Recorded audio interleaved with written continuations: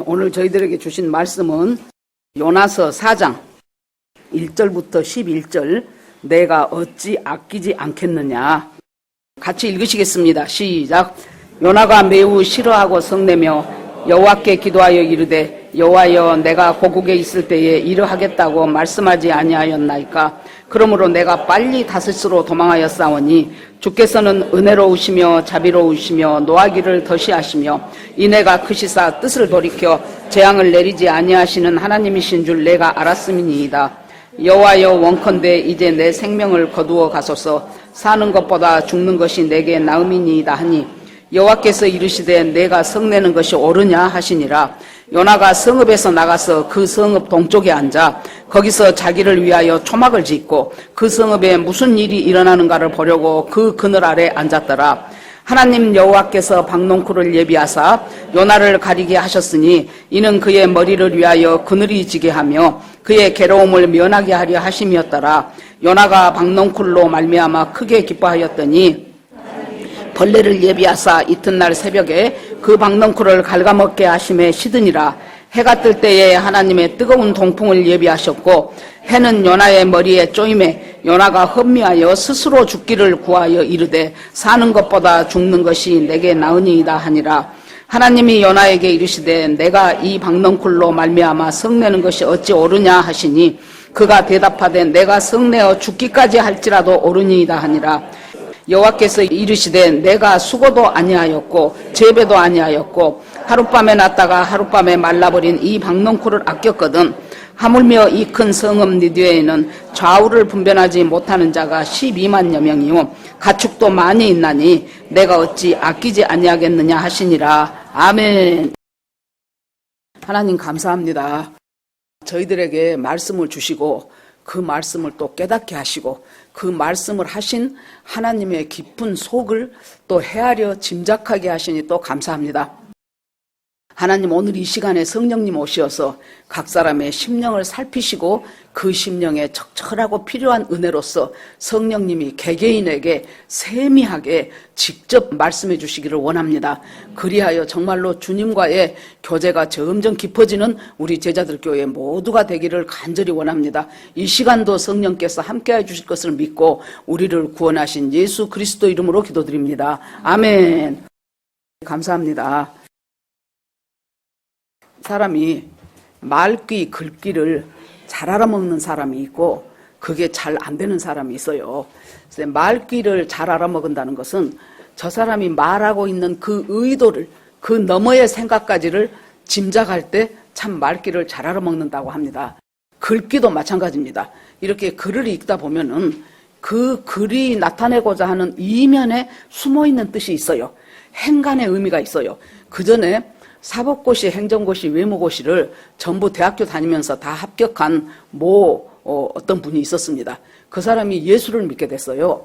그래서 어디 간증한 것을 내가 한번 들어봤더니 공부를 엄청 잘한 사람이지요. 3과를 다 합격을 해버렸으니.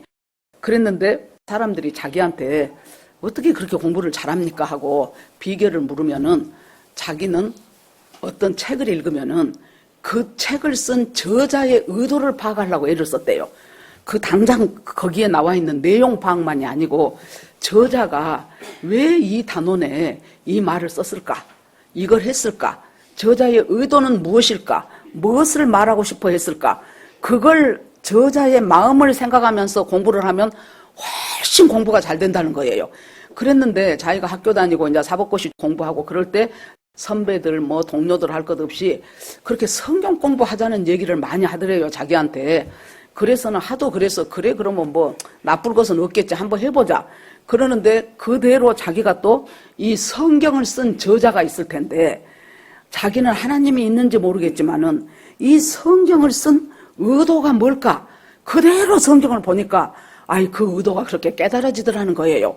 그러면서 자기는 하나님을 믿게 되었다고 하는 그 간증을 제가 어디서 들은 적이 있습니다. 여러분, 이 요나서는 하나님이 겉으로 드러날 때는 예수 안 믿는 사람도요, 요나서 이야기 많이 알아요. 그런데 그 보여지는 그 메시지 말고 숨어있고 감추어진 메시지가 또 있다는 것을 알고 이 요나서를 보시면 좋을 것 같습니다.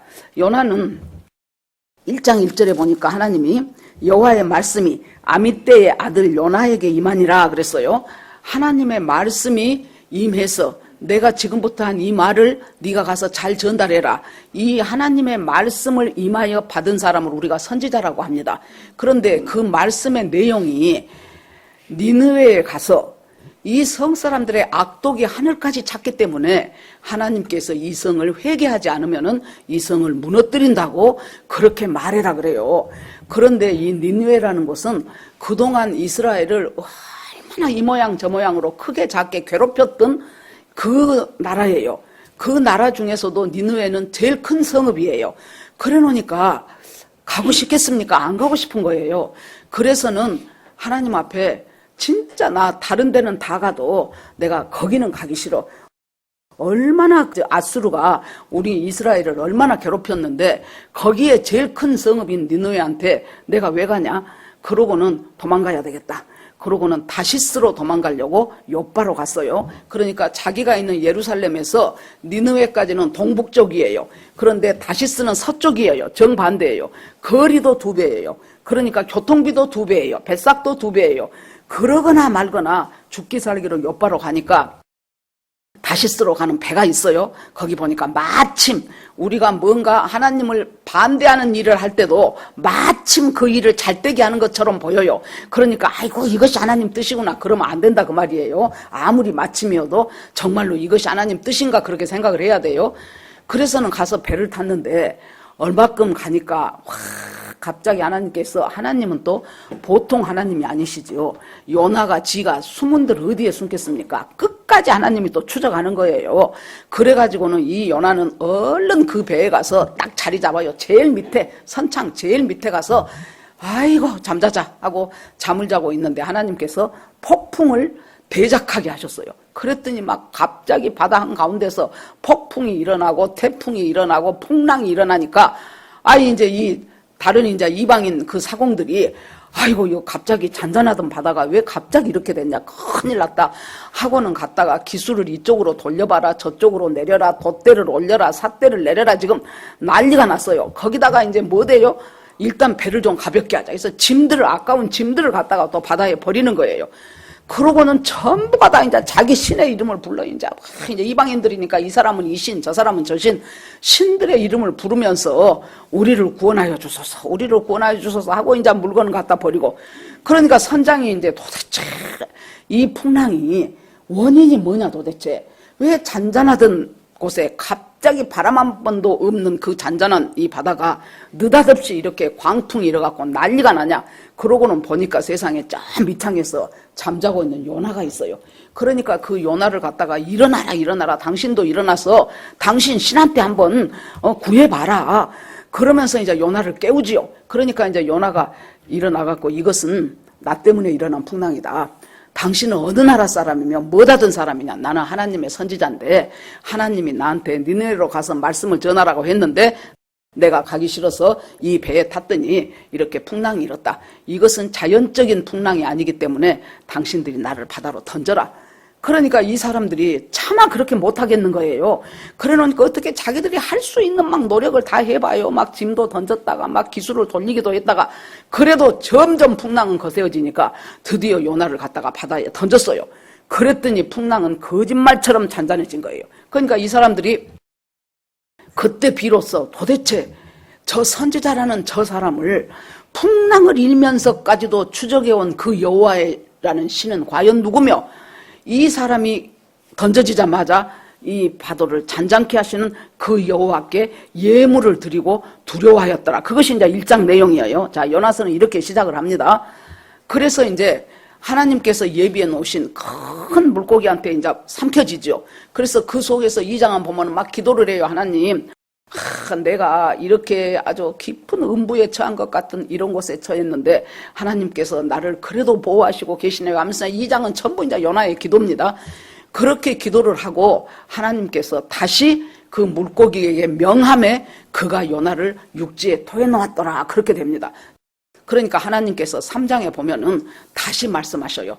여호와께서 아미떼의 아들 요나에게 다시 또 말씀하여 이르기를 내가 지난번에 했던 말이 있지. 그 말대로 너는 니느웨에 가서 이 니느웨 성의 악독이 하나님한테까지 닿았는데 너희가 회개하고 돌이키지 않으면은 40일 후에 이 성이 망한다고, 이 성이 무너진다고 가서 말을 해라 그랬어요.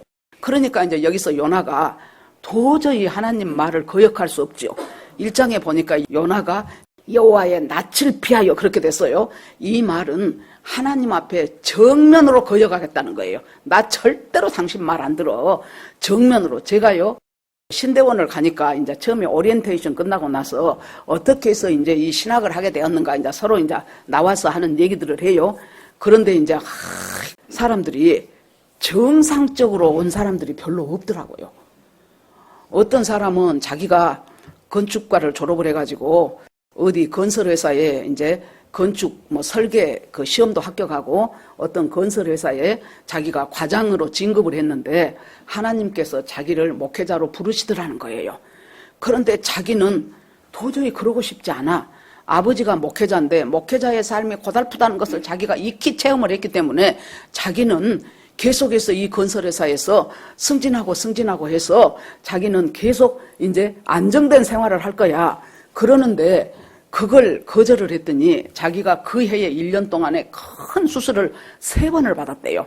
이 다음에는 나를 죽이시겠다 싶어서 큰 수술을 3번 받고 난 후에 하나님, 내가 내 좋은 직장하며 모든 거 다 내려놓고 내가 하나님께 옵니다. 그래갖고 이제 그 사람은 신학을 했다. 또 어떤 남자는 나와가지고 하나님께서 자기를 부르셨다는 것은 사인은 알겠는데 정말로 자기가 어떻게 할까 하다가 40일을 금식 기도를 했대, 그 사람은. 그래가지고 하나님 앞에 지금 나는 이렇게 돌아왔습니다. 뭐 이제 이런 얘기들을 해요. 그냥 평범하게 온 사람은 나밖에 없어. 보니까. 그래서 여러분, 항상 우리는 뭔가 하나님이 우리를 부를 때 우리가 콜링이다 그러죠. 그 케냐에 있는 이문미 선교사님 같은 사람은 자기 선배가 여의도 순복음교회에 집회가 있다고 데리고 갔어. 그랬더니 뭘 모르겠어, 자기는. 그래서 잠을 실컷 잤어요. 목사님 말씀하시는 동안. 그랬더니 이제 그 선배가 자기를 차를 갖고 데리고 왔기 때문에 그 선배를 따라가야 돼. 그러니까 다 일어나더래요, 사람들이. 그래서 자기도 이제 끝나고 나가라는 보다 하고 자기도 일어났더니 또 앞으로 나가더래. 그래서 나가야 되나 보다 하고 나갔어요. 그것이 뭐였냐 그러면은 케냐로 선교사 갈 사람 앞으로 나오라 그랬는데 자기는 내 자다가 뭔 말하는지 모르고 그 선배가 나가니까 저 선배를 따라가야 나는 집에를 간다 싶어갖고 간 것이 선교사 콜링이 돼버린 거예요. 그래가지고 그렇게 한 사람도 있어요. 그래가지고 케냐에서 얼마나 선교 잘하는지 몰라요. 우리 교회도 한번 오셨잖아요, 초창기에. 그런 것처럼 일단 하나님의 콜링이 딱 시작되면 하나님 사인인 줄은 알아 다. 그러는데 하나님 사인인데 내 속에 뭐가 있어요? 안 하고 싶은 자아가 충만한 거예요. 모세도 보세요. 하나님이 80살이 됐는데 떨기나무 불꽃 가운데서 불러갖고 아니 자기가 맨날 다니던 길이에요, 양치느라고. 그런데 떨기나무에 불이 붙었는데 이상하게 나무가 안 타지는 거예요. 아니 불이 있으면 나무가 타져야죠. 그 바싹 마른 그 더운 떨기나무에 안 타져. 이상하네 하고 가까이 가보죠. 그러니까 모세야, 네가 서 있는 곳은 거룩한 곳이니 신을 벗어라 그러죠. 신을 벗어. 그러니까 모세야, 지금 네 민족들이 애굽에서 노예로 살면서 얼마나 그 노예의 고달픔과 혹독함을 나한테 호소하는 소리가 들렸는데 내가 너를 내 종으로 임명을 해서 그 사람들을 거기에서 애굽에서 데리고 나와서 나를 예배하는 사람이 되게 하겠다. Let my people go. 내 백성을 가게 하라. 그렇게 말하라는 거예요. 그러니까 모세가 기가 막히지 않습니까? 하나님, 내가 지금 80살입니다. 거기도 이제 떠나온 지 40년이 되어갔고요. 내가 애굽 말 써본 지가 40년이라 내가 말도 잘 어두네요. 그런데다가 제가 젊음이 있습니까? 돈이 있습니까? 나를 따르는 사람이 있습니까? 내가 군사력이 있습니까? 하나님, 어떻게 이 나를 택해서 저 백성을 끌어내라는 그 말씀을 하십니까? 이것이 이제 하나님이 나를 부르시는 것하고 내가 하나님 앞에 그 부르심에 응답할 수 없습니다 하는 것은 충돌하게 돼 있어요. 어느 날 여러분 한 사람 앞에 좋게 평신도 생활 잘하고 이러고 살고 있는데 갑자기 하나님이 기도하는데 불러가지고 내가 너를 저기 어디 방글라데시 선교사로 보낼 테니까 일단 네가 신학을 해라. 그러면은 하나님 절대로 나는 그것은 못합니다. 그냥 교회에서 내가 열심히 봉사할게요. 열심히 봉사하고 안 빠지고 다니고 뭐 시험 본다 그러면 공부도 열심히 해서 시험도 잘 볼 것이고 나 다 할 테니까 그것만은 시키지 마십시오. 거의 태반이 그럴 것입니다. 지금 이 요나는 더군다나 선지자인데도 저기 가서 그 말씀 전하라 그러니까 여호와의 낯을 피하여, 그 말은 정면으로 거역하겠다는 거예요. 나는 하나님 말 절대 안 들을 거야 하고 결심을 해버린 거예요. 그래가지고 요바로 갔더니 마침 배가 있어서 그 배 타고 지금 가다가 이런 엄청난 일을 만났어요. 배가 어떻게 됐어요? 거의 깨지게 됐다 그랬어요. 거의 깨지게. 거의가 중요한 단어예요. 거의 깨지게 돼요. 우리 인간은 절실할 때가 언제입니까? 내가 거의 깨지게 될 때예요. 건강 때문에 내가 거의 깨지고, 돈 때문에 거의 깨지고, 자식 때문에 거의 깨지고, 거의 깨진다는 건 뭐예요? 지금까지 나를 지탱하고 있었던 것들이 한 개도 도움이 안 돼. 예를 들어서 지금 이 바다, 이 풍랑 이는 바다에 하버드 대학을 나오면 뭐 하겠습니까? 죽냐 사냐 하는 판인데요. 지금 이 풍랑 일고 배가 이리 뒤집어지고 저리 뒤집어지고 막 파도가 막 물결이 배 안으로 쏟아지고 어떻게 될 줄 거의 깨지게 됐어. 거의라는 깨지게 됐다는 것은 뭐예요? 생사의 지금 기로에 서 있다는 거예요. 생사의 갈림길에 서요. 그럴 때 사람은 비로소 절박해져요. 우리 인간은 그 전에 하나님이 많은 사인을 줘요, 나한테. 그런데 그것은 우연의 일치겠지. 뭐 하고 넘어가요. 그런데 이 거의 깨지게 된 이 지점에 서게 되면은 이제 나를 들어서 바다에 던져라 하는 말이 나오게 되는 것입니다. 거의 깨지게 돼서 여러분, 우리가 거의 깨진단 말이 왜 중요합니까? 깨지지 않는다는 소리예요. 굉장히 위험하기는 하고 내가 죽을 것 같은데 안 죽어요. 왜? 하나님이 안 죽게 하시고 거의 죽을 것 같을 때 하나님을 찾도록 하기 위한 하나님의 지금 방법이기 때문에, 그래서 고난이 유익이란 말이 나오고 고난이 축복이란 말이 나와요. 고난이 왜 유익하고 왜 축복입니까? 이 상황을 통해서, 이 절박한 상황을 통해서 내가 그동안 나 잘났다고 생각했던 그 모든 것들이 전부 다 사라지고, 잘난 거 그거 어디다 써먹겠습니까? 학벌 좋은 거 그거 지금 죽느냐 사느냐 하는 판에 그거 어디다 써먹겠어요? 내가 돈을 수백억 벌어갖고 아주 그냥 다른 사람 앞에 어깨를 으쓱하며 살고 싶은데 그 수백억이 지금 내가 죽느냐 사느냐 하는 마당에 그 수백억 아니라 수천억인들 그것이 어디다 써먹겠습니까?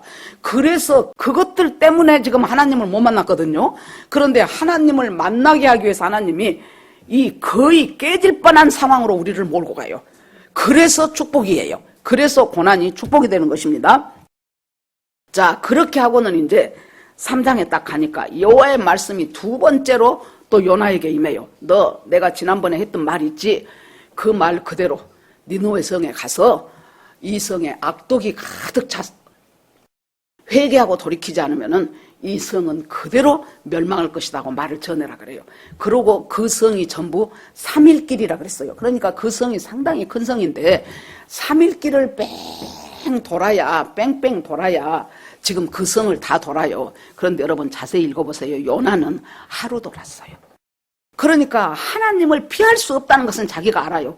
심지어 물고기까지 입 벌리고 있다가 자기가 들어오니까 쏙 받았다가, 그 다음에 자기가 하나님 앞에 기도하니 다시 푹 토했다가 내가 하나님을 어떻게 피할 수 있으리요? 그렇게 하고는 어떻게 합니까? 이제 할 수 없이 이제 이 니느웨 성을 돌아요. 3일을 돌아야 되는데 하루만 돌아요. 건성으로 말한 거예요. 순종한 것 같지만은 실은 순종한 척한 거예요. 여러분, 우리가요, 이 고달프고 정말로 절박하고 급박할 때 하나님을 찾는데, 자, 다윗은 어디에서 진정한 하나님을 만났냐면은 아둘람 굴에서. 나는 아둘람 굴을 안 가봤어요. 그런데 아둘람 굴 가본 그 사람들 얘기 들으니까 굴 들어가는 입구가 옷 두꺼운 것 입고 있으면은 못 들어갈 정도로 좁대요. 그거 벗고 들어가야 돼. 일단 거기는 가면 완전 캄캄해요. 그러니까 이 사울이 자기를 죽이러 다닐 때 자기를 따라다니는 사람과 그 아둘람 굴에서 못 나와. 이 사람들이 아둘람 공동체가 된 거예요. 나중에 이 사람들이 다윗이 왕이 된 후에 정말로 이 왕의 참 수종을 잘 드는 아주 놀라운 지금 그 나라의 건설 멤버들이 된 거예요, 지금. 그래가지고 그 아둘람 공동체에 있으니까 이런 어둡고 캄캄하고 미치겠는 굴 속에서는 사람이 두 가지로 나타납니다. 하나는 뭐예요? 그냥 거기서 저 먼저 알아서 지가 죽어. 도저히 여기는 나갈 길이 없다. 내 인생은 답이 없다. 이제 나는 죽는 일밖에 없다. 그러고 알아서 죽어. 그런데 여러분, 어떤 곳에서도 그 아우슈비츠 그 혹독한 수용소에서도요, 소망을 가진 사람은 거기서 살아남더라는 거예요. 솔제니친이 한 러시아의 그 작가가 썼던 포로 수용소에서도 살아난 사람들은 그런 사람들이 살아남는다는 거예요. 그래서 하나님이 우리에게 소망을 주셔요. 이때 이 소망이 전부 내가 가지고 있었던 나의 어떤 그동안 내가 나를 지탱한다고 생각했던 그 모든 것들이 이 캄캄한 굴 속에서 다 떨어져 나가. 오직 하나님만이 나를 살릴 수 있구나. 하나님만이 오직 나의 구주구나. 그 속에서 정말로 진정한 하나님을 고백하고 만나게 되고 이런 사건들이 생겨요. 그러니까 요나가 그 속에서 그렇게 했어. 하나님이 너 가서 니느웨 다시 돌면서 얘기해라 그랬더니 3일 길을 하루만 가.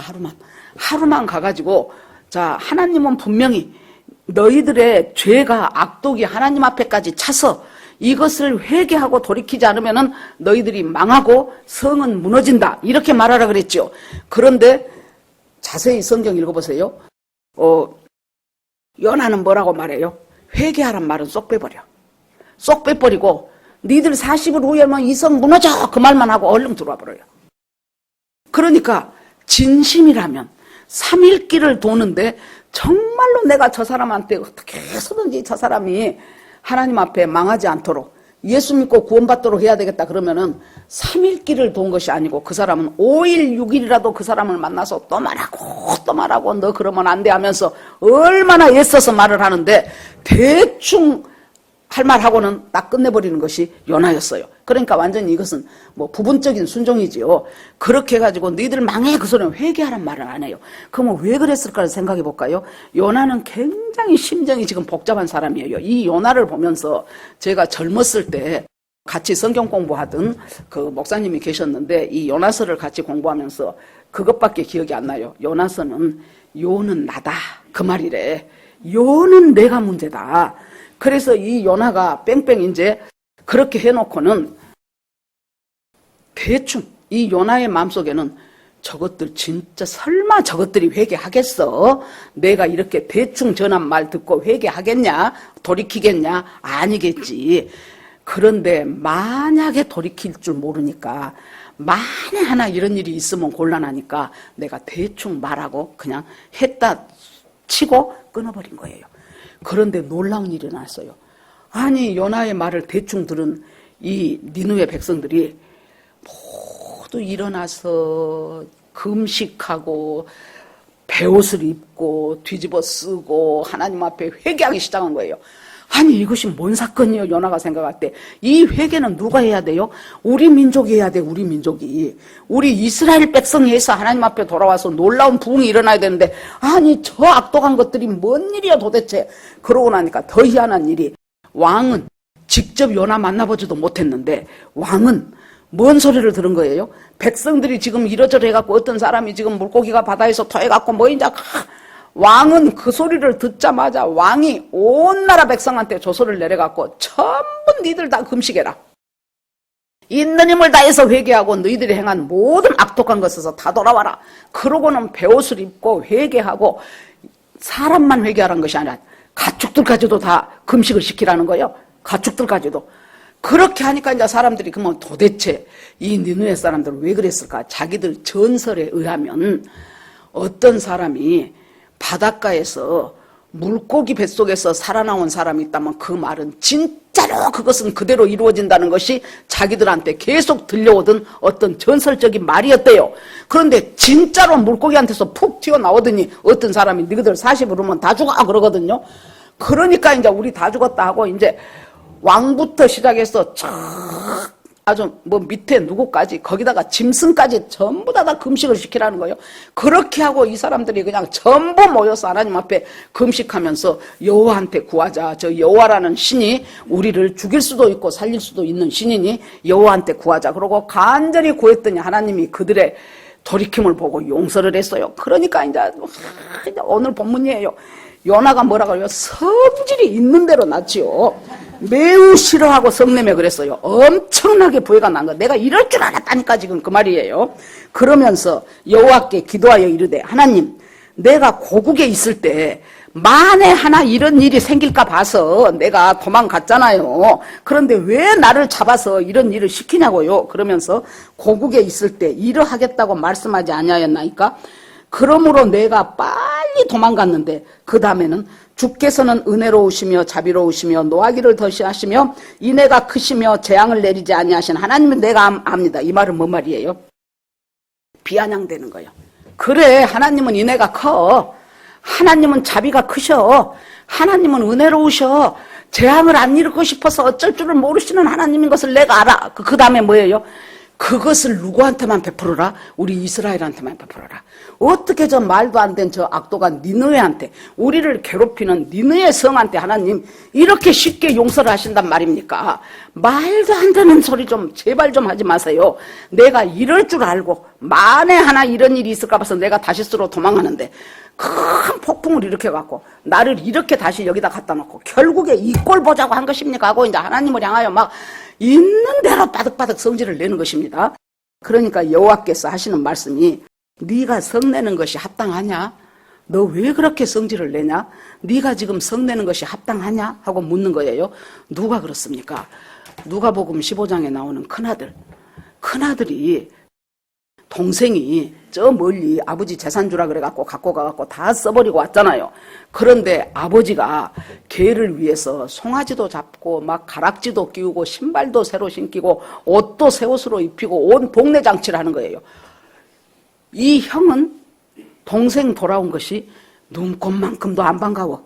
저것이 지목 챙겨주라고 해갖고 갔는데 제가 다시 돌아왔다면, 거짓골로 돌아왔다면, 그러면 저것이 남아있는 모든 재산은 이제 내 것인데 저것이 내 것을 또 띄어가겠네 싶으니까 얘한테 돌아온 것이 전혀 반갑진 않아요. 지금 이 요나는 이 큰아들의 마음이에요. 가인과 아벨도 보세요. 하나님이 아벨의 제사는 받고 자기는 안 받아.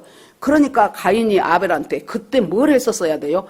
아니 아벨아 동생, 나는 내가 왜 하나님이 내 제사를 안 받은지 모르겠네. 네 생각은 어떠냐? 너는 그러면 네가 드리는 예물은 왜 하나님이 받았냐? 그렇게 하고 아벨로부터 한 수 배워야 되는 거예요. 아하, 문제가 이것이었구나. 내가 하는 신용은 했어도, 요나도 지금 하는 신용만 했잖아요. 하는 신용은 했어도 결국에 가서 나는 하나님 앞에 내 삶이 따라가지 않는 예배, 정말로 우리가 이제 중보기도 하시는 분들하고 매주 화요일 날 공부를 하는데 요새 공부의 제목이 공동선이에요. 공동선에 대해서 가인은 전혀 생각도 없고 모르는 사람이에요. 그렇기 때문에 결국에 가서 내 예물을 받지 않고 내 제사를 연락하지 않은 하나님 앞에 낼 성질을 누구한테 내요? 동생 뒤통수를 갖다가 돌로 쳐버려가지고 동생을 죽여버리잖아요. 이런 지금 이 악함, 그러니까 하나님이 아브라함한테 뭐라 그랬어요? 자, 1장부터 창세기 1장부터 11장까지는 대고 살아 그랬어요. 쭉 일반적인 하나님의 역사예요. 11장부터는 이제 창세기 50장까지 족장사예요. 그 족장의 제일 첫 번째가 아브라함이죠. 아브라함을 하나님이 잘 지금 데라와 함께 그 갈대아 우르에서 나와갖고 하란에서 지금 잘 먹고 잘 살고 있어요. 그러는데 어느 날 하나님이 불러갖고 내가 너에게 지시하는 본토 친척 아비집을 떠나서 너한테 지시할 땅으로 가라. 첫째, 너로 하여금 큰 민족을 이루게 하겠다. 둘째, 너를 복의 근원이 되게 하겠다. 복의 근원이 지금 무엇입니까? 이 복이라는 것이 한마디로 생명의 근원이 되게 하겠다. 이 생명은 무슨 복입니까? 하나님을 만나는 복이에요. 하나님을 아는 복이에요. 하나님을 알고 하나님을 안 만나면은 여러분, 우리 인생이 아무리 그럴듯한 인생을 살 것 같아도 나중에 주님 나라 갔을 때 하나님이 뭐라 그래요? 나는 너를 결코 모르노라 그래요. 여러분, 복음서에 보세요. 알곡과 가라지를 구분하잖아요. 그러면 우리가 생각할 때 알곡은 교회 다니는 우리고 가라지는 예수 안 믿는 저 불신자구나. 아니에요. 불신자 가라지 아니에요. 그들은 이미 가라지요. 그렇기 때문에 구분할 필요가 없어요. 뭐하러 구분합니까? 이미 가라지인데, 이미 쭉정인데. 그러면 알곡처럼 보이는데 알곡이 아닌 것을 지금 갈라야 돼요. 여러분, 농사를 이제 저도 뭐 짓기야 했겠습니까? 보면은요, 가을이 돼가지고 농사를 거둘 때쯤 되는데요, 추수할 때쯤 돼, 이제 노릿노릿해져 가요, 벼가. 그러는데 그 막판에 어떤 고열병이라든가 이런 병이 한번 싹 돌기 시작하면은 알이 안 들어. 그러고는 껍질은 그대로 노릿노릿하니 벼 같은 데 가서 보면 푹 이렇게 돼버려요. 이것이 지금 쭉정이요, 쭉정이. 그러니까 겉으로 보기에는 열심히 교회 다니고 뭐 봉사도 하고 헌금도 하고 모르겠어. 그런데 분명히 주님은 뭐라 그래요? 알곡과 쭉정이를 구분한다 그랬어. 그물로 거둬요. 생선을 고기를 거둬요. 그런데 거기서 좋은 고기는 갖다가 그릇에다 담고 안 좋은 거리는 그냥 모래밭에 던져버린다는 거예요. 뭐 죽든지 살든지. 이 구분하는 작업이 항상 하나님의 심판에서는 구원받냐 그러면 그 동전의 뒷면은 그것은 심판받냐, 이 둘 중에 하나란 말이에요. 그래 놓으니까 여기서 이제 요나가 있다가 하나님 어쩌면 그러실 수가 있습니까? 내가 그럴 줄 알고 내가 다시스로 도망갔는데 하나님이 저것들을 다 용서해버린다 그러니 도대체 나는 뭡니까? 그러면서 이제 막 화가 난 거예요. 그러니까 하나님이 네가 성내는 것이 어찌 합당하냐? 그러니까 아이고 요나도 한 성깔이에요. 내가 죽을지라도 합당합니다 그래요. 내가 죽을지라도. 내가 이렇게 사느니 죽는 것이 더 낫습니다 하면서 이제 막 성질을 있는 대로 내지요. 자, 그러고는 이제 요나가 성에서 나갔어. 나가가지고 성 동편에다가 초막을 하나 딱 쳐놓고 거기서 기다려요. 며칠간 기다립니까? 40일 동안. 내가 40일을 기다려야 되겠다. 그래갖고 저것들이 회개했다고 할지라도 제대로 회개한 것 했는지 안 했는지는 모르니까 저것들이 40일 후에 저 성이 무너지기를 간절히 바라면서 내가 여기서 버티고 40일을 있으리라 하고 딱 있는 거예요. 그랬더니 하나님이 세 가지 소품을 준비하시네. 하나는 보니까 박넝쿨. 박넝쿨이, 여러분, 박넝쿨이 조금씩 자라갖고 커지잖아요. 그런데 하룻밤 안에 확 커져. 우리는 이제 번역할 적당한 식물이 없어서 박넝쿨이라고 했는데 우리 박하고는 좀 다르다고 해요. 엄청 이파리가 크답니다. 그래가지고 그늘이 돼. 거기는 일교차가 심하지요. 그러니까 낮에는 이 맨 머리에 그 햇빛을 받으면은 정말로 타질 뻔해요. 러시아 같이 추운 데서는 그때 우리 친구가 그 모스크바에서 이제 남편 따라서 모스크바를 갔는데 저는 별 생각 없이 우리 그 뭐 닥터 지바고라든가 그런 영화 보면은 거기 여자 주인공들이 이렇게 생긴 모피 모자 쓰고 있죠. 그것이 그 사람들의 패션이 아니고 어떻게 영하 30도 40도 되니까 이것이 이 맨머리로 나가잖아요. 거기서 뭐 15분인가 20분인가 있으면 이 뇌의 혈관이 굳어버린답니다. 그렇기 때문에 그걸 보호하기 위해서 패션이 아니고 이렇게 아주 모피 모자를 써주는 거예요. 한번 우리 친구가 모르고 나갔더니 모자를 안 쓰고 나갔더니 사람들이 깜짝 놀리면서 막 빨리 들어가서 모자 쓰고 나오라고 그랬다는 이제 그 얘기를 하더라고요. 그러니까 이때 이쪽은 일교차가 심해갖고 낮에 너무 더워. 너무 더운데 그늘만 되면 습도가 별로 없어가지고 그늘만 되면 또 살만해요. 그런데 아주 큰 박넝쿨이 머리에 탁 있으니까 매우 기뻐했어요. 물론 내 머리를 가려주니까 기쁘기도 했겠지만은 이 말씀을 보니까요. 그것도 기쁘지만 무엇이 기뻤을까요? 하나님이 내가 저것들 망하기를 기다리면서 초막치고 이러고 있는 것을 하나님이 지지하시는구나. 하나님이 내 마음을 알고 나를 응원하는구나. 그렇게 생각하니까 기쁜 거예요. 그 박넝쿨 하나보다도. 그러니까 하나님이 두 번째 뭘 준비하십니까? 벌레. 벌레를 준비해갖고 갉아먹어버려라. 그랬더니 요것들이 밤사이에 다 갉아먹어버렸네. 세 번째 준비하는 것은 뜨거운 동풍. 그냥 바람도 힘들 텐데 아주 뜨거운 동풍을 준비하니까 벌레가 갉아먹은 것이 뜨거운 동풍에 확 말라갖고 한 개도 없어져 버려. 하룻밤 사이에 났다가 하룻밤 사이에 없어져 버린 거예요. 그러니까 또 이제 요나가 또 화가 나가지고 차라리 이렇게 하느니 사는 것보다 죽는 것이 낫습니다 하고 또 이제 또 소리를 또 지르는 거예요. 그러니까 하나님이 그때 요나한테 다시 말씀을 하시죠. 요나야, 네가 이 박넝쿨로 말미암아 성내는 것이 이것이 합당하냐? 그러니까 내가 성질나서 죽기까지 할지라도 나는 합당합니다 그래요. 여러분, 그러니까 여호와께서 또 말씀하셔요. 네가 씨도 뿌리지 않았고 네가 그거 기르느라고 수고도 안 했고 재배도 안 했지. 거기다가 하룻밤에 나와서 하룻밤에 말라버린 이 박넝쿨을 아꼈거든. 하물며 이 큰 성읍 니느웨에는 좌우를 분별하지 못한 사람이 12만 명이요. 가축도 많네. 내가 어찌 아끼지 아니하겠느냐 하고 질문으로 끝나요. 지금까지 요나로 봐서는 어째야 돼요? 팍팍 우겨야 돼. 있는 힘을 다해서 내가 하나님이 그러면 안 간다 건 것을 다시 이렇게 해갖고 요러저러 해갖고 여기까지 왔는데 내가 그러면 성질 안 나요 해야 되는데 내가 이 사람들을 아끼는 것이 합당하지 아니하냐. 그러니까 입이 딱 닫아져 버렸어요. 더 이상 요나는 거기서 끝나요. 요나서는 어쨌는가는 더 이상 설명이 없어요. 여러분, 이 요나서는 아까 제가 말씀했던 것처럼 어떤 글귀가 밝은 사람이 이것을 읽고 믿음이 점점 깊어져 간다면 이것이 단순한 요나의 니느웨 성을 향한 불순종에서 다시 해갖고 이렇게 니느웨 성이 회개했단다. 이것이 다가 아니에요. 그것은 무엇으로 말하자면은 장기로 하면은 양수겹장이요. 장기 안 되어봐서 모르죠. 그런 거 있어요. 그래가지고 이 니느웨를 통해서 니느웨 성이 요나가 한 말을 듣고 회개하고 그 용서받은 그 사건을 통하여 누구를 찔러대는 거예요. 이스라엘아 봐라. 이스라엘아.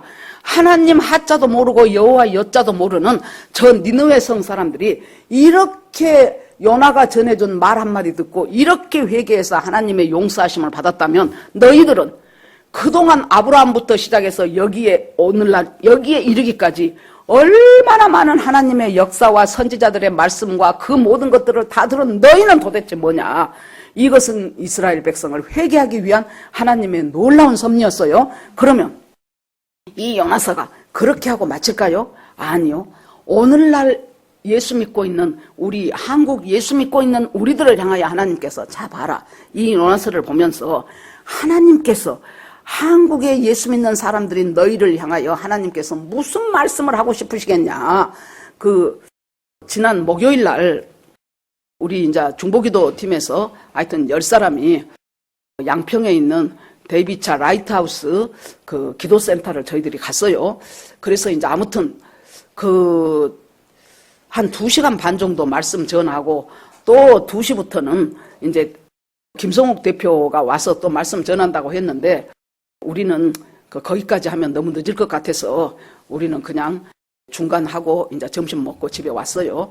그런데 그 말씀을 들으면서 제가 생각한 것이 옛날에 내가 한 근 55년 전, 54년 전 그때가 대학생이었잖아요.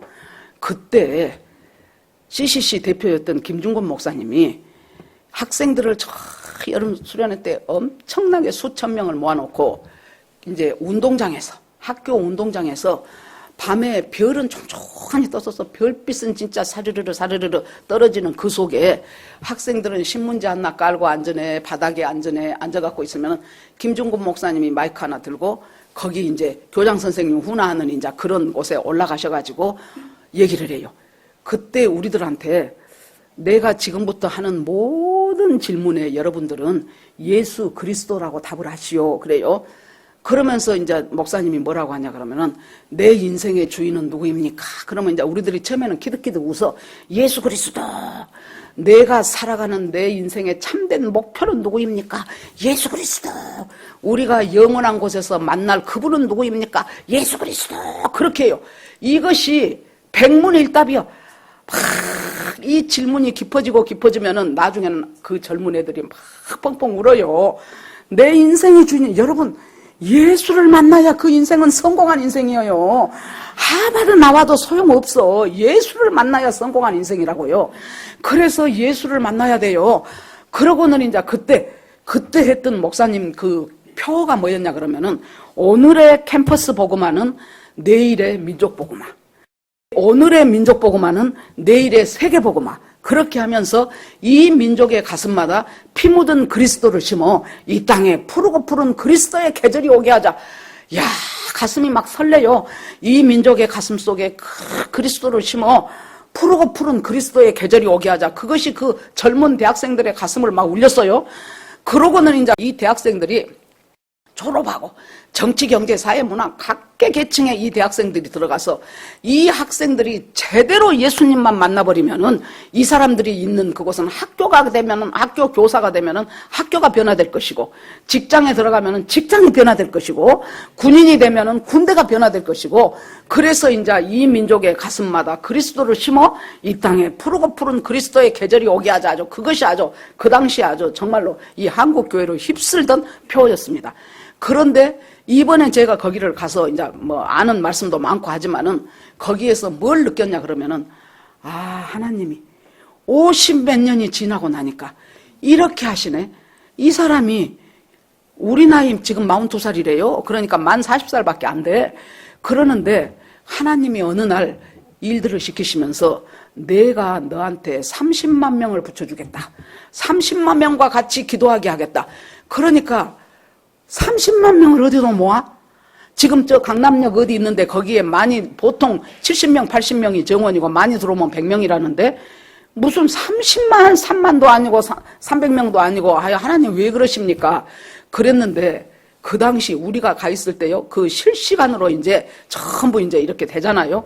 그래 놓으니까 거기 와 있는 숫자는 제가 한번 대충 이렇게 세보니까 250에서 270 그 정도 되더라고요. 실시간에 그 예배를 같이 참석하고 있는 사람이 6,000명. 지난주에 했던 그 설교 일주일 지나고 나니까 유튜브로 들은 사람이 22만 명. 하나님께서 지금 시대가 바뀌어요. 옛날에 50년 전에는 전부 모아서 운동장에 앉아갖고 목사님이 민족의 가슴마다, 그러면 우리들이 또 민족의 가슴마다 하고 그렇게 했어요. 그런데 지금은 전부, 그때는 아날로그식 방식이었고 지금은 전부가 다 이제 뭐 유튜브로 무엇으로 해가지고 거기서 이제 봐요. 거기서 사람들이 이제 댓글을 다는데 뭐라고 씁니까? 여기 시드니에서 함께 합니다. 방글라데시에서 함께 합니다. 부산에서 함께 합니다. 동경에서 함께 합니다. 뉴욕에서 함께 합니다. 뭐 이 전 세계에서 지금 이 말씀을 들으면서 함께합니다. 함께합니다. 그때 김중곤 목사님이 우리 대학생들한테 가슴을 깨워서 이 민족의 가슴마다 그리스도를 심어야 된다는 그것을 가르쳤다면 지금 저 젊은 사역자를 통해서 이제는 통일 이후의 시대와 온 세계에 지금 잠자지 말아라. 지금 요나가 깊은 속에서 잠들었죠. 이것은 뭐예요? 다시 말하면 이스라엘 사람들이 자고 있는 영적 잠이에요. 잠들어버린 거예요. 이스라엘 사람들은 하나님이 왜 택했어요? 왜 사랑했어요? 이 많은 민족 중에서 너희들의 복이 근원이 되어서 너희들이 만난 하나님을 온 세계에 전달해야 될 책임이 지금 이스라엘한테 있어요. 그런데 이것이 삐딱하니 잘못 가가지고 자기들은 선택받은 사람들이라는 선민의식만 가득해갖고 하나님의 복은 우리한테만 와야 돼. 저 이방 저것들은 지옥의 땔감들이에요. 저것들한테는 하나님이 복 주면 안 돼. 우리만 줘야 돼. 예수님 시대에는 바리새인과 서기관들이 그랬죠. 그러니까 마태복음 11장에 보면은 바리새인과 서기관이 예수님 앞에 우리한테 더 큰 표적을 보여주세요 그래. 그러니까 예수님이 악하고 음란한 세대가 표적을 구한다. 지금까지 그렇게 많은 표적을 봤으면서도 더 큰 표적 또 내놓으라는 거예요. 이것 갖고는 부족하다고. 그 많은 표적을 예수님이 기가 막히게 많은 표적을 일으켰는데 더 큰 표적을 보여달라 그래요. 그러니까 예수님이 내가 너희들한테 보여줄 표적은 요나의 표적밖에 없다 그래요. 지금 이 요나의 말씀을 예수님이 하시는 거예요. 요나의 표적밖에 없다. 요나가 물고기 뱃속에서 3일간 들어있었던 것처럼 내가 나중에 십자가에서 죽고 3일 동안 내가 땅속에 들어있다가 다시 나올 것이다. 그래서 나의 표적은 요나의 표적밖에 없다. 그러니까 요나가 물고기 뱃속에서 사흘 있었던 것은 앞으로 먼 훗날 하나님의 아들 예수 그리스도가 이 땅에 와서 우리를 대신해서 십자가 지고 그리고 음부에서 3일 만에 다시 살아나는 그 부활하는 그것을 지금 예표하고 있는 것이다. 그 말이에요. 자, 그러면서 예수님이 뭐라 그래요? 마지막 날에, 심판 날에 니느웨 사람들이 와갖고 너희를 정죄할 것이다. 왜? 니느웨 사람들은 요나라는 제대로 된 복음도 아니고 반쪽짜리 복음 전했는데도 니느웨 사람들이 다 회개했잖아요.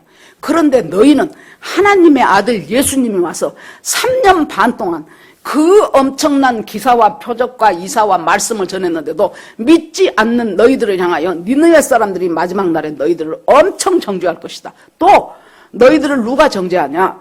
바로 솔로몬이 지혜로운 왕이라는 소문을 듣고 누가 왔어요? 저 에티오피아 시바 여왕이 왔죠. 그래가지고 거기서 엄청난 좋은 거 싣고 와가지고 솔로몬 왕한테 바치면서 내가 당신한테 한 수 배우고 싶어 왔습니다 해가지고 그때 그 복음이 에티오피아에 많이 퍼졌어요. 자, 그러면은 그때 그 남방의 그 사람들이 마지막 날에 와갖고 너희들은 정죄할 것이다.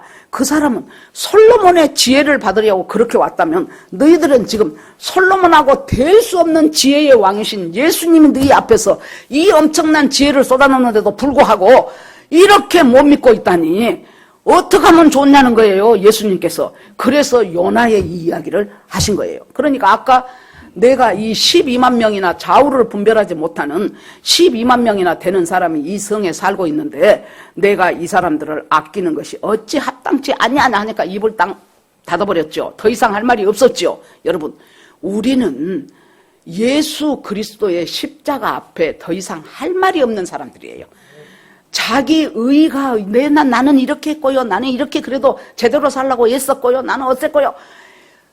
더 이상 할 말이 없게 만드는 것이 예수 그리스도의 십자가예요. 주님은 우리를 갖다가 어디로 끌고 갑니까? 이 요나서는 결국에 가서 이스라엘 회개라가 아니고 이 요나서를 오늘날 읽는 우리를 갖다가 어디로 끌고 가냐면 십자가 앞으로 끌고 가요. 로마가 전 세계를 지배할 때 모든 길은 로마로 통한다 그랬어요. 진짜 모든 길은 그때는 육로요, 육로. 그러니까 로마 사람들이 나라를 점령할 때 일단 뭐 합니까? 길부터 닦아요. 길을 닦아갖고 군인들이 딱 가서 거기 점령해버려. 그러면 로마 땅이 되는 거예요. 그래서 모든 길은 로마로 통한다는데 여러분, 오늘날 우리가요, 예수 믿고 구원받은 사람이라면 우리의 모든 길은 십자가로 통해요. 모든 문제와 모든 길은 십자가에서 해결이 되는 거예요. 십자가로 통해. 그러니까 요나가 더 이상 내가 아낌이 합당하지 아니하냐 그러니까 요나가 입을 딱 아닥 해버린 거죠. 우리가 예수 그리스도의 십자가 앞에서 우리는 아무 할 말이 없는 사람들이에요. 나의 모든 인생과 내 죄와 여러분 우리가요 본질상 진노의 자녀이기 때문에 얼마나 이 속에서도 지금 요나를 보세요. 복잡하다니까요. 지금 요나의 심정이 복잡해. 안 들을 수도 없고 듣고 싶지는 않고 가기는 싫은데 하나님이 또 할 수 없이 또 거기다 또 갖다 놨고 거기다가 그래도 저것들 망하는 꼴이라도 봤으면 좋을 텐데 하나님이 또 안 망하게 하시니까 복잡해요. 제가 작년 여름에 한번 그때 독감에 걸려갖고 한 3일 엄청나게 앓았어요. 많이 아팠어요 그때. 그랬는데 그때 이렇게 누워갖고 아프니까 좋은 것이 하나 있더구만. 뭐냐 그러면 딴 생각이 안 들어. 딴 생각이 안 들고 두 가지만 생각이 나요. 무엇입니까? 하나는 아픈 거다고 하나는 하나님하고. 이 두 가지 생각밖에 안 들더라고. 아프고 하나님, 아프고 하나님. 아픈 속에서 하나님 찾고. 그러는데 그때 어떤 목사님 그 설교를 듣는데 요나서 3장인가 어디를 하는데요. 그 목사님은 뭐라고 하는데 그걸 들으면서 내가 팍 정말로 하나님의 막 멋이 막 부어지는 거예요. 너는 너한테 임한 하나님의 은혜와 하나님의 자비와 하나님의 축복은 당연하다고 생각하면서 어찌 다른 사람한테 임한 축복과 은혜는 저거 받을 만한 사람이 아닌데? 라고 내가 생각을 하더라고요. 하나님 맞아요. 하나님 내가 죄인이에요. 내가 참말로 그러네요. 나와 내 자식들한테 임한 하나님의 축복은 당연해. 하나님이 축복했어요. 감사해요. 하나님의 인자하심이에요. 하나님의 자비예요. 하나님의 은혜예요. 그래놓고 생각지도 않는 사람한테 저것은 좀 혼 좀 더 놔야 될 사람인데 저 사람한테 하나님의 은혜가 임해? 그러면 하나님 혹시 이거 잘못하신 거 아니에요? 이상하네. 내가 그것을 진심으로 기뻐하지 않더라고. 진심으로. 그것이 막 깨달아지면서 하나님 앞에 너무 하나님 나는 본질상 죄인입니다. 지금 말로 이렇게 하지 그때 나한테 쏟아진 은혜가 엄청났어요. 말로 이렇게 하는 거예요, 하나님. 이제 여러분들한테. 그런 것과 마찬가지로 이 요나는 그것을 못 벗어났다니까요. 요나와 이스라엘 백성은. 여러분, 우리가 무엇을 하든지 어디에 있든지 가장 지금 우리한테 중요한 것은 하나님을 만나야 됩니다. 하나님을 만나야 여러분들이 나중에 주님 앞에 갔을 때 나는 너를 도무지 모르는라 소리가 안 나와요. 자, 두 여자가 맷돌을 갈고 있는데 한 사람은 올라가고 한 사람은 남는다 그러니까 50%라고 생각하십니까? 아니에요. 그것은 퍼센테이지가 아니고 올라가는 사람이 있으면 남은 사람이 있다 그 얘기예요. 두 남자가 밭을 갈고 있는데 하나는 올라가고 하나는 그대로 있다는 거예요. 그럼 여기서 두 여자는 어머니와 딸일 수도 있고 시어머니와 며느리일 수도 있고 언니와 여동생일 수도 있겠죠. 두 남자는 아버지와 아들일 수도 있고 사위와 장인일 수도 있겠죠. 한마디로 말하면 한 집안에, 그래서 한마디로 말하면은 이 사람들은 맷돌질을 하는 사람이나 땅을 가는 사람이나 전부 다 한 집안에, 겉으로 보기에는 한 교회에 한 예수 믿는 사람들이라는 거게요. 그 속에서 올라가는 사람이 있으면 남겨진 사람이 있고 밭 갈다가 올라가는 사람이 있으면 남겨진 사람이 있다는 것을 하나님께서 예비하시는 거예요. 그러니까 우리가 제일 중요한 것이, 제가 구원론이다 그랬죠. 우리가 구원론에 대해서 잘못 생각하고 있으면은 내 뿌리가 흔들리는 거예요. 많은 사람들이 예수 믿고 영접하고 아멘하고 그래도 그 사람은 좀 나아. 어떤 안 가르치는 이제 그런 교회에서는 교회만 다니면 되는 줄 알아. 교회만 다니면 천국 간 줄 알아. 그런 줄 알았더니 나중에 봤더니 내가 죽고 나서 예수님을 만났는데 예수님이 나는 너를 도무지 모르노라 그랬네. 그러면 뭘까요, 여러분? 어디서 이 차이가 날까요? 그 사람이 교회 생활하는 동안에, 물론 교회를 다닌 사람이 확률은 더 높아요. 예수님을 아예 모르는 사람하고 설교도 듣고 말씀도 듣고 하는 사람하고 예수님을 만날 확률이 높죠. 휴거될 확률이 훨씬 높죠. 그러나 그것이 절대로 그대로는 안 된다는 거예요. 그러면 어떻게 해야 돼요? 주님을 만나야 돼. 주님을 만나면 뭘 알아요? 하나님을 알게 돼. 안다는 것 제가 맨날 말했죠. 야다의 하나님이라 그랬어요. 야다는 부부가 결혼해서 그 사람을 알아가는 거예요. 우리 앞집의 아저씨, 그 전에 제가 현대아파트 살 때 그 아저씨 알아요. 키도 크고 딸은 둘이고 그 다음에 덩치도 좋고 학교는 고려대학교 나오고 뭐 정치권에 왔다 갔다 했었고 다 알아요. 그것뿐이야 내가 그 사람에 대해서 아는 것은. 그러나 여러분, 안다라는 것은 뭐예요? 성경에 내가 너를 어렸을 때부터 알았다. 그것은 완전히 체험해서 아는 거예요. 결혼해갖고 같이 살면서 그 사람 식성도 알고 성격도 알고 밥 먹는 것도 알고 뭐 잠자면서 이빨 가는 것도 알고 뭐 다 아는 거예요. 이것이 야다예요. 우리는 하나님을 이렇게 알아야 돼. 이렇게 알아가야 돼. 계속해서. 그러니까 중요한 것은 뭐예요? 말씀을 볼 때도 그냥 스토리로 읽어버리면은 그것 여러분 이 뭐 별로 두껍지도 않는 책 1년에 한 두세 번 읽어서 10년 반 다니면 벌써 30번을 읽은 거 아닙니까? 내용 다 알아요. 내용 다 알아. 그것이 아는 것이 아니에요. 이제는 그 성경에 나온 그분이 만나줘야 돼, 하나님을. 다윗은 어디서 만나요? 다윗은 아둘람 그 굴에서 나 정말로 아무 대책이 없네 할 때 얼마나 괴로웠겠어요.